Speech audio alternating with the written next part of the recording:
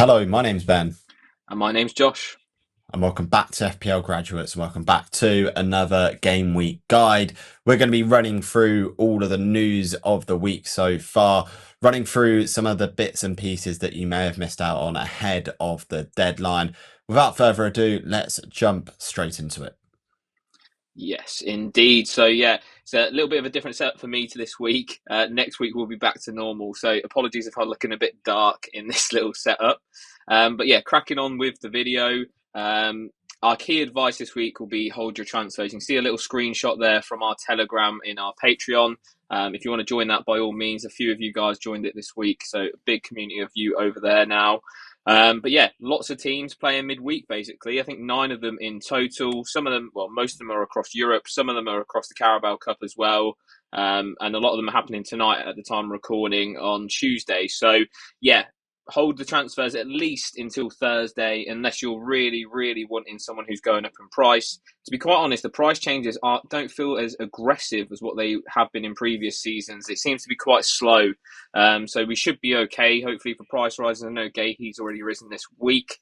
But overall, I think, Ben, that's the best advice most weeks, let alone just this week, right? Yeah, I think this week in particular, of course, in midweek, I'd definitely recommend holding that free transfer with, the majority of Premier League teams playing this week. It's one to sort of hold fire on. I'd almost be cautious on all your transfers regardless this week because, of course, we're going to be seeing some fixture swings over the next 3 to 4 game weeks, particularly with key teams such as Manchester City and Arsenal. So there's another reason there for you to hold those free transfers. And of course, there is a temptation for those that maybe aren't performing so well in your teams to transfer them out. I'd maintain the patience because the more patient managers will be the ones that end up at those higher ranks come the end of the season. Yeah, absolutely. Sound advice there. And obviously, one player that definitely needs a bit of patience, it might be wearing quite thin with a lot of managers, is Ollie Watkins. Obviously, yeah, just not being at the races, Villa. You look at the Premier League table, you can see that at the minute they're loitering near the relegation zone. I think the problem with Villa at the minute is just the creativity. It's not a lot of it going on. I was shocked to not see Harvey Elliott or Jadon Sancho start at the weekend. I thought that was much needed that those guys came straight in. Also, we saw, I think, Harvey Elliott off the bench at least, which I guess was something. But to be honest, Everton deserved to win that game. They accumulated over 2 XG in that game, Everton. So how they came away with just the point is a bit crazy. Sunderland away, Fulham at home, Burnley at home. That fixture run is, arguably one of the best in the league for an attacker over this run. What I will say is that Sunderland defensively so far this season have been good, but I think a lot of people are overrating these newly promoted defences. Sunderland's had the best fixture run over the opening 4. We shouldn't be getting too caught up with their expected data. It's a small sample size. Likewise with Burnley, just because they managed to shut out Liverpool for 90 minutes, well, yeah, 90 minutes. Thanks, Mo Salah. It doesn't mean that they're going to be able to do that week in, week out. We saw against United, they conceded a lot of goals against them, and earlier in the season as well against Spurs. So for me, if I own Watkins right now, I'd 100% be holding him. The only way I wouldn't be is if I was maybe wildcarding, but I personally wouldn't be wildcarding this week. Ben, you're an owner of Watkins. What's your current plan with him? Yeah, I mean, my current plan is potentially in maybe 2 to 3 game weeks time, once those fixtures start to turn for Aston Villa, is to maybe look at it then. I think you can afford to reassess in another 2 game weeks time, if not 3 game weeks after that Burnley at home fixture. And look, if after Sunderland away and Fulham at home, Villa haven't improved, then look, you might be able to make a case for transferring him out. But until we see Villa play against all sorts of teams in this league, you're not going to get a good indication of how they're going to play. Look, the new signings haven't yet integrated into that starting 11. I think it's very soon we'll see that. And I think a lot of new signings will play in midweek in the Carabao Cup and almost stake their claim for that starting 11 place. Knowing Unai Emery and how he is as a manager as well, I don't anticipate this going on forever. He is a top quality coach. We've seen this over a number of years. He will be working on solutions to these problems that he's coming up with at the moment.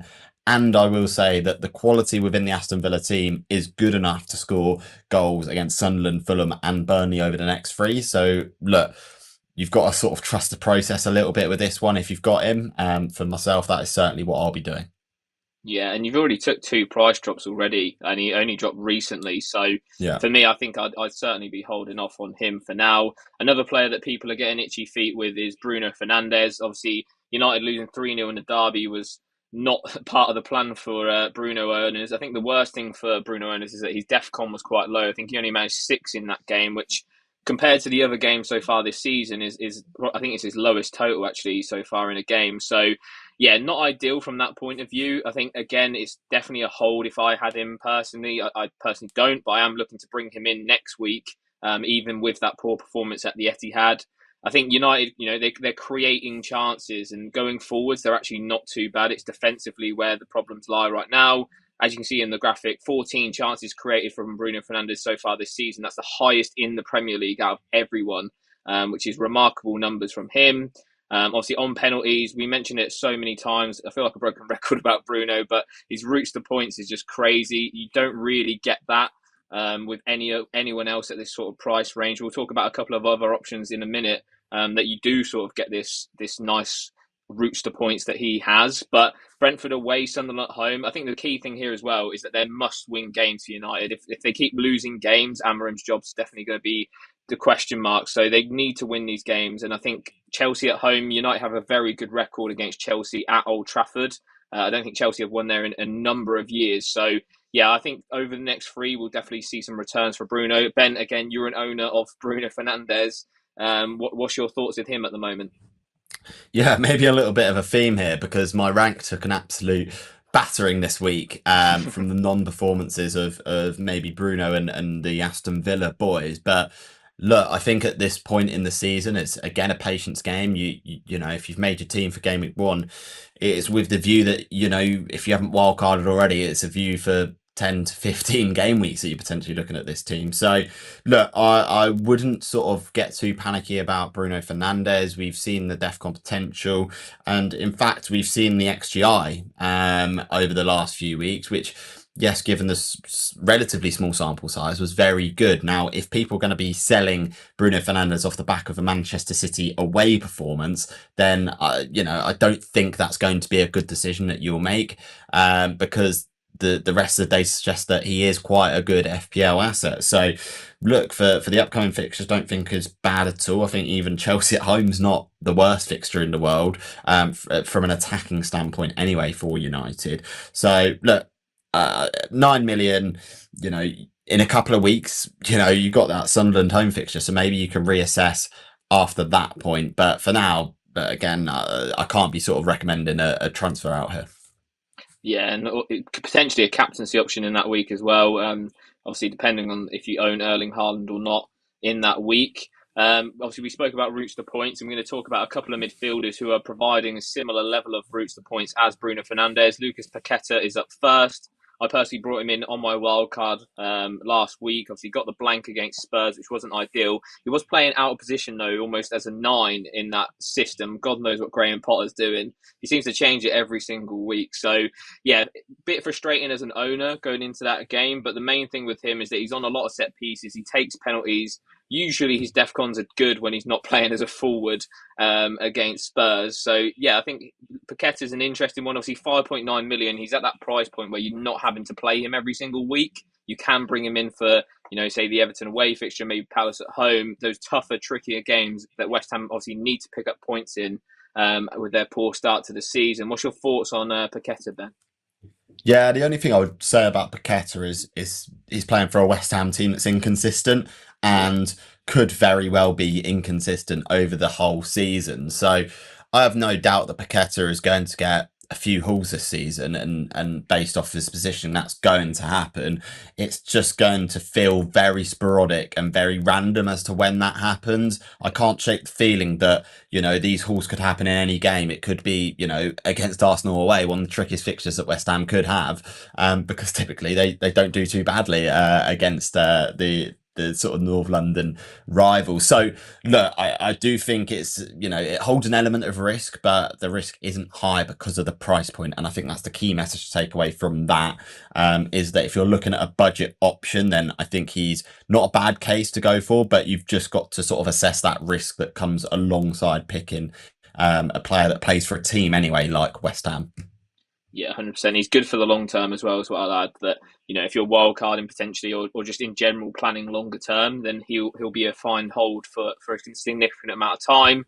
The last player in terms of routes to points is Iliman Ndiaye. He's cut off the back of a DEFCON return against Aston Villa, which is interesting because he has been pretty decent for DEFCON so far. 39 contributions so far. It's his first time hitting the threshold, though. Probably the minutes aren't great in terms of him getting taken off a little bit earlier if you're trying to hit that DEFCON threshold. Obviously, playing 90 minutes does really help. Obviously, there is potential there for penalties. Obviously, we think he is Everton's first choice penalty taker, although we haven't seen Everton get one just yet this season, so that's sort of waiting to be confirmed. 2 goals as well. His open play goal threat's very good, especially when he's got Jack Grealish on the other side, pinging in crosses. Liverpool away is obviously not an ideal fixture to bring him in for. He's probably looking towards that West Ham at home fixture in game week 6, Ben. What's your thoughts on Ndiaye so far this season? Yeah, Ndiaye has been, and I think all Everton midfielders here, you put in Grealish and Dewsbury Hall into that conversation, have been decent buys to start this season, and they've looked relatively consistent to start with. Now, obviously, you got to take that with a pinch of salt because of the sample size of games that we've watched, but in the main, Everton have looked pretty decent, and all of their assets have looked at good value.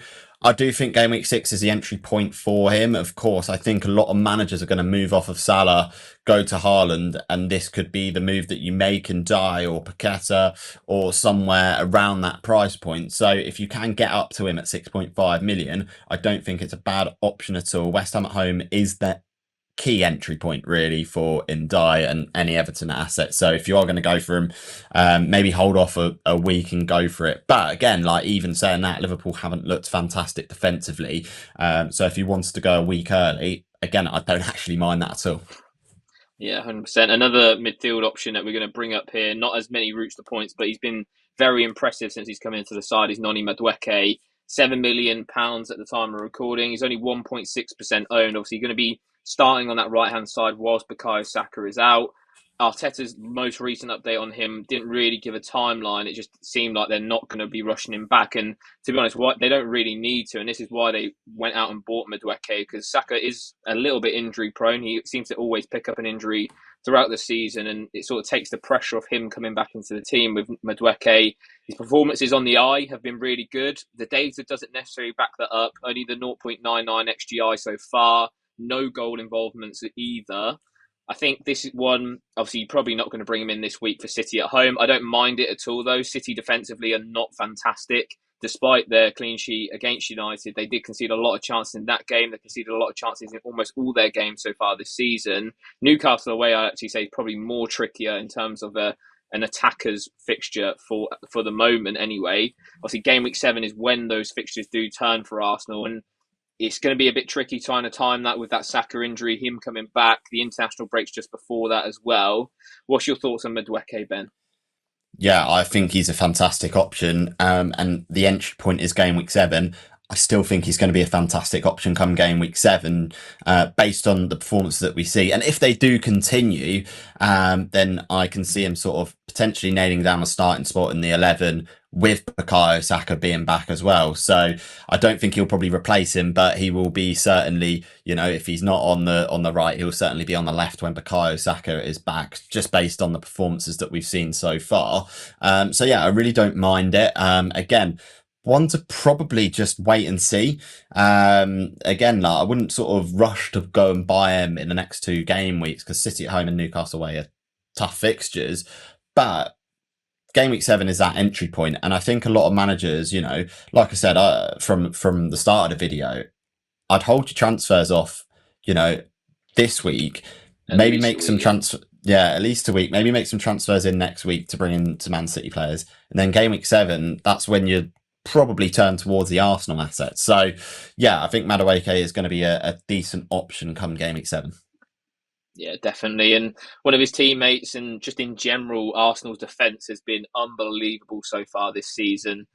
0 big chances conceded, just the 1 goal conceded as well, being that Szoboszlai free kick, which you can't complain too much about if you do own them. I personally have David Raya. He's the cheapest entry point for safe minutes in that defence, 5.5 million. I think the next safest is Gabriel at 6.1 million. It wouldn't shock me, though, if we do see the odd bit of rotation with Gabriel and with Saliba, who was back on the bench against Athletic Bilbao on Tuesday night, just because they've got the strength and depth now and they can rest players when they want to. I don't think that'll come in the next 2 weeks, but again, we're probably going to be targeting these sort of guys from game week 7. I just think the defence in general just needs to be spoken about from Arsenal, because a lot of people didn't choose or went away from Arsenal defence in game week 1, but they've just proven that how elite they are in this league. They're just outperforming everyone. Newcastle probably second best, but yeah, Arsenal are standing out clear and centre. What's your thoughts on the Arsenal defence, Ben? And if you own them for City and Newcastle, would you be starting them right now? Yeah, if I own them, I probably would start them, just because of the consistency that we're seeing. And yeah, it wouldn't surprise me if Gabriel has a couple of price rises over the next couple of weeks as well. So he could very well be 6.3, 6.4 by the time managers will bring him in, which again, still at that price point, I don't mind it. Yes, there's going to be a slight element of risk with rotation every now and then, but that's going to come with any of those Arsenal defenders. So I think you've got to sort of take, your pick at who you think's best, and Gabriel's probably stand out in terms of minutes, because the minutes are not secure at fullback. Certainly a little bit more secure with Gabriel and Saliba at centre back. So yeah, I think by game week 7, that Arsenal defence EO is going to be well over 100%. 100%. And then on to who Arsenal are playing this weekend. Manchester City, obviously Erling Haaland is off the back of a really good performance in the derby. He does love the Manchester derby, though. He seems to score every time as a United fan, which is quite depressing. But yeah, he's doing really well. Obviously, I took him out of my wild card last week. Not in the thought that he wouldn't score against United, just in the thought that Salah would outscore him. That didn't go to plan, but I do think that this fixture is going to be a lot harder from an attacking point of view for City. They created almost 3 XG against Manchester United last week, which is by far their best attacking performance so far. But I do think it was helped out a lot by how United was set up defensively. When you're allowing Erling Haaland to run one-on-one with your goalkeeper, it's just going to be a bad ending for everyone involved. 10 big chance involvements so far this season already. He's been absolutely fantastic, and yeah, obviously outperforming Mo Salah, which is not a lot of people did predict that at the start of the season. What's your thoughts on him, Ben? It's probably going to be a lot of real wave of transfers game week 6 of Mo Salah to Erling Haaland, and obviously switching a forward and a mid as well. Is that on your radar as well? Yeah, well, it's going to be on everyone's radar. It's certainly on my radar. I'm actually looking, funnily enough, at ways that I can potentially keep both. And you do have to make quite a bit of sacrifice. So yeah, we'll have to just sort of wait and see on that. I think Salah's performance against Everton is going to be key in terms of how many changes we see from that perspective, because we've not really seen Liverpool from an attacking perspective click too much, especially Salah. We've really sort of not seen too much from him from a data perspective, but we've seen same old Erling Haaland that we had a couple of seasons ago, banging in the goals and really sort of producing, an XG on par with the performances. So that's really promising. I see a wave of transfers in. I see chips being used, triple captains, all sorts with Haaland in the next couple of weeks, especially that Burnley game at home. I think it's going to be primed up for people to hit that button. Yeah, 100%. And then his teammate, who he set up for a one-on-one, but he couldn't quite convert it, Tijani Reijnders, off the back of 3 blanks in a row now, obviously after that really good haul and sort of introduction to the Premier League. I think it was kind of expected. Like, we weren't expecting Reijnders to get a return every single week. I think if he puts that chance away, so many people are going to be looking at buying him rather than selling him. We had a lot of questions on Instagram of people saying, should I sell Tijani Reijnders this week? For me, he's a bench. I'd start him, to be fair. I wouldn't even be opposed to it this week. I certainly wouldn't be selling him before Burnley at home and Brentford away, though. Those are the kinds of games that he could definitely return in, like we saw with that Wolves away fixture. When City have got a lot more of the ball, he's going to be a lot more advanced in those games. And I think the midfield of Rodri, Foden and Reijnders is probably the best one to get the most out of Reijnders as well. Despite him not probably being at the furthest forward, he's still going to be involved a lot in the attacks, which we saw obviously in that Manchester derby. What's your thoughts on him, Ben? Yeah, I mean, he's in my team, and I've been banging this drum on for weeks and weeks now. Tijani Reijnders is going to be 2 different FPL assets this season based on the system that Pep Guardiola plays. If Pep plays Ryan Nouri at left wing back, that is a detriment to Reijnders' attacking output. So now we've seen like Nouri sort of out injured for a couple of weeks. We've seen all of a sudden last week Reijnders get a massive chance and could have had a sort of haul off the back of it. So yeah, it's very much dependent on system. And look, I see him being a fantastic asset going forwards. No, we don't expect returns every week, but over the next three, look, one return, something like that, and he's probably worth the 5.7 that you're paying for him. Definitely. Then we're going to talk about some defenders now. Then a few questions about the best sort of defender replacements if people are maybe got injuries and stuff like that. You mentioned Nuri, he's definitely one that is a sell at the moment. Here are the best DEFCON defenders at the moment. So we've got basically anyone who's over 75% hit rate on the DEFCON, and there's only 2 players so far that have hit DEFCON in all 4 of their games, that being Senesi of Bournemouth and Tarkowski of Everton. So those 2 immediately sort of stick out as interesting options. Obviously, Senesi's got Newcastle at home this week, Tarkowski or Liverpool away this week. So you probably expect both of them to get DEFCONs again. Obviously, it opens up a whole world of their floor is going to be a lot higher than maybe some other assets in the same teams and also around the Premier League as well. Other than that, there's some really interesting assets. Obviously, Anderson's been very popular so far this season with his DEFCON production. Collins and Vandenberg for Brentford. Obviously, they've had some tougher fixtures, so you probably might expect it a little bit more with those guys as well. Interestingly enough, we mentioned this a couple of weeks ago, the 4 mil defenders, there's Mukiele in there, obviously only 2 appearances, but he's hit it in both of those games. And then Ekdal as well, 75% hit rate for him. It provides decent value at those cheaper prices, Ben. And would you say if you was on a wild card, and you obviously mentioned about going Salah and Haaland, is it viable to maybe go with 2 4 mil defenders that you know they're going to play every single week? It's just sort of making sure you have 3 other ones that you're confident in starting most weeks.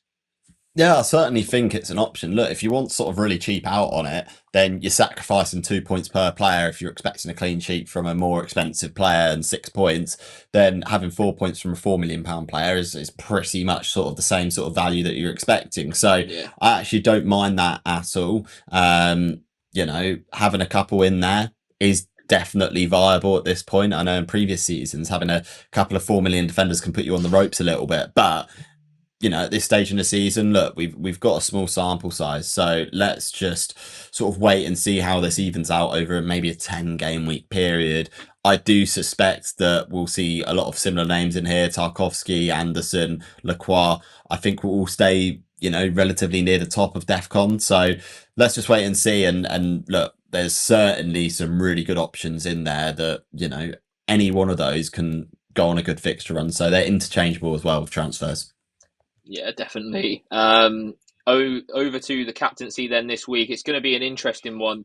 I think this has probably been the hardest week for captaincy so far this season. It felt fairly straightforward in the opening 4 weeks so far this season. Obviously, Mo Salah is top of the rankings. Obviously, that Everton at home game. He has only returned in 90 plus minutes though so far this season, but it's just what he does. He's so inevitable.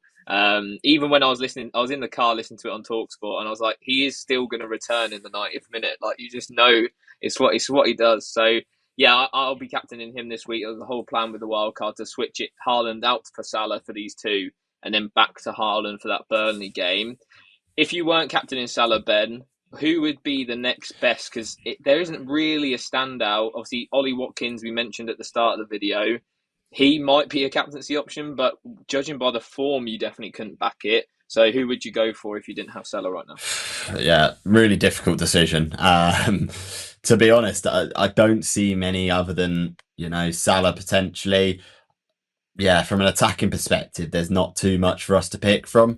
I'd even be tempted, to go sort of maybe a little bit rogue and out there and maybe sort of look to target the clean sheet opportunities. Yeah. And you could even go for someone who you think is going to get hit DEFCON. It's really one of those weeks where I think Salah looks to be the standout option. People will be apprehensive because of form, but we can't ignore the fixture in terms of the points potential and the expected points, head and shoulders above everyone else so far this week. So yeah, look, I think it's probably Salah or bust. You could maybe sort of make a case for Bruno, just given how well he's played in 3 of the 4 game weeks so far. So yeah, it's a difficult week for captaincy, but one where I suspect most will go Salah.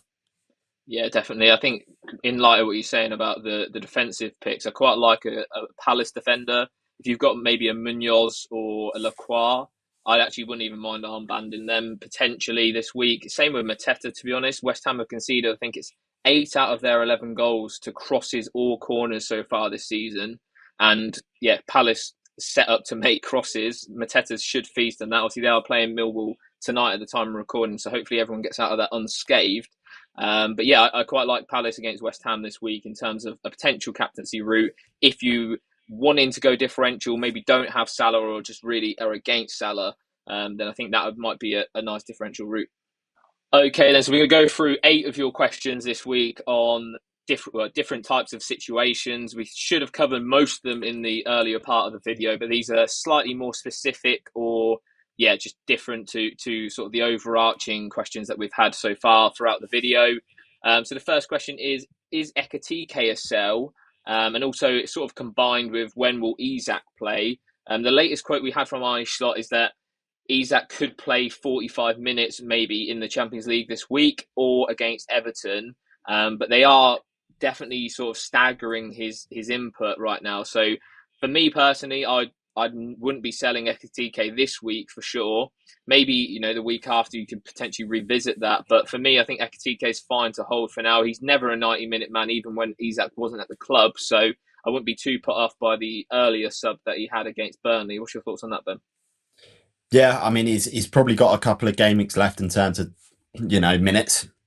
So yeah, I think Isak will be eased in. There's no way they're going to sort of risk it if he's not 100% fully fit. So yeah, I think Ekatike has been the standout player really for Liverpool so far this season, alongside maybe Gakpo and Szoboszlai. So yeah, look, I think he's a hold for now for absolute certainty. Yeah. And next question then, time to wildcard. I personally would put it off at all costs this week. It's just not a great week to go into wildcard when Arsenal are facing City, and then the week after you're going to want City players and Arsenal players from game week 7. So yeah, I'd try and put it off as much as possible. Even if your team is not looking great, just try and get through it with the free transfers, because it's just going to be a lot better when you're wildcarding into Burnley at home rather than Arsenal away for those City guys. Likewise, with people maybe thinking about moving from Salah to Haaland this week, I certainly wouldn't be doing that. As we saw with the captaincy matrix, Salah's by far and away the standout option this week, even despite the form of Erling Haaland. What's your thoughts, Ben? I think next week seems like more of a primed window to wildcard, right? Yeah, you're probably a week or two early in terms of wildcarding if you're thinking of hitting the button. Now, look, I think the next window to wildcard is going to be next week, week after. So, yeah, a definite wait for me. There's too much unknown with this game week. Next question then is a back five the new template? Obviously, lots of clean sheets so far this season. I think the stats are quite impressive in terms of how many more clean sheets there's been this season in the opening 4 games than the previous 2. What's your thoughts on that sort of DEFCON 5 back, just getting all the clean sheets strategy? Yeah, I mean, look, people suggest a back five being a new template 4 games into the season every season, and everyone still ends up with a 3 at the back, maximum 4 at the back. So look, I don't think anything's going to change too much in terms of the DEFCON. Yes, it adds a nice bonus to the sort of players that do play well. It just so happens that the first sort of 3 game weeks, we've seen some really big hauls from a couple of players that were relatively unexpected. I think we will see unexpected hauls throughout the season, similar to that, like what we saw with Don Ballard, etc. So look, I don't think it's a new template. I think the bigger teams, you'll want players from their teams, and naturally their attacks are where you're going to be targeting. So yeah, as much as it may, it'd be nice to have a change like that, I just don't see it being viable in the long term. Yeah, I definitely agree with that. Last question on this page then is going to be about Forest assets. Are they good to hold? Obviously, they've got 2 really good fixtures at the minute, so I think for now, in the next 2 weeks, you'd probably hold all of them, even despite Chris Wood's early substitution at the weekend. I think that was more of a case of the game's probably gone and just trying to save him. Obviously, they've got a midweek game this week and then a game at the weekend as well.